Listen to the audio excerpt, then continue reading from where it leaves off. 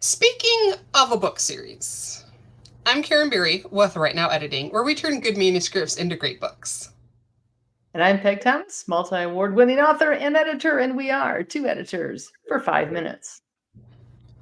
And for this 5 minutes, we're going to give some tips for how to start and how to write a series. Well, can I start out with how not to do it? Because that's how I did my first series. Sure.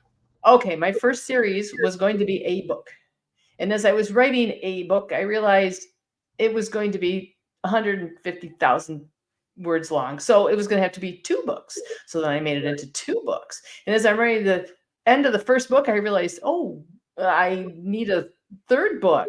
And it's actually the series I'm finally putting out now. It was the first one I wrote, and it was just so cobbled together. It was not planned out. I have learned, however, if you want to write a series and to make it much less aggravating, it's a good idea to plot out your books together. And I don't mean you have to have it all outlined or anything, nothing like that. But at least have a basic idea of who your main characters are going to be, what's going to happen to them in that book, and if they're going to intersect with the other books in the series. The first book series that I published, the three books don't interact hardly at all. The one I'm putting out now that I wrote a long time ago, you have to read one to the other, because it's a sequential. And in that instance, it would have been much, much more helpful to have known what was happening before I started writing, even book one, what was going to happen in book two and three, so that I had my timelines and be able to match it up better and make everything work better than how I wound up having to cobble it together. I hope that made sense. But if you're just writing a series that's based on a topic, you don't necessarily have to worry about it, because it's only the characters don't interact. If you have a series that is sequential that you have to read in order, a whole lot easier if you know what's coming up before you start that first one.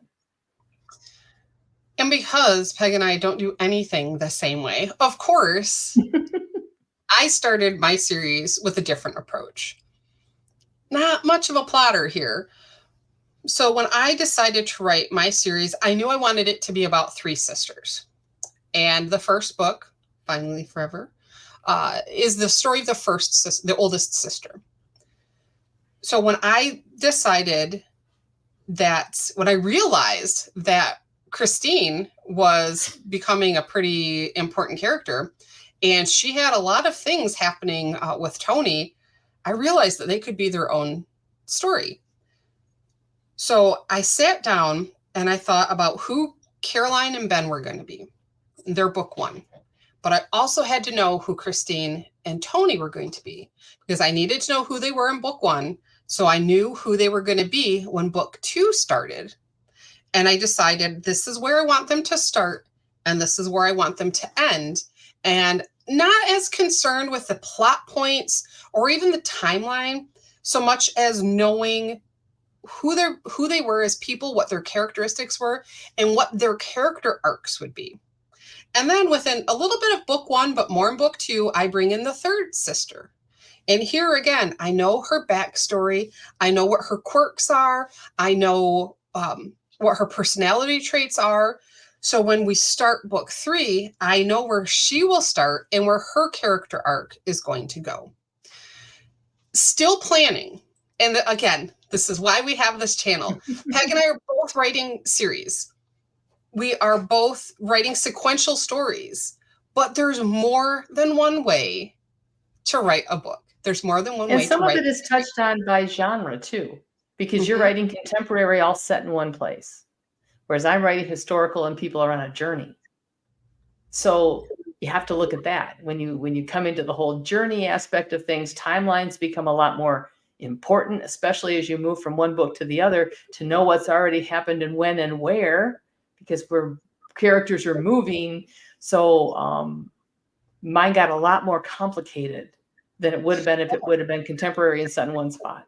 And plotting is important for historical because you need to make sure that your characters don't do something while forgetting that the Civil War is going on. Or something minor like that. Sure, you don't want to miss those kind of things.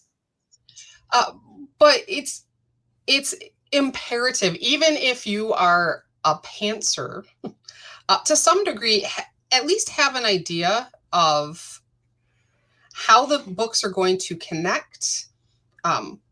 If there is the sequential overarching story that's going to run between all of them, or if they're just, kind of standalone novels that fit together.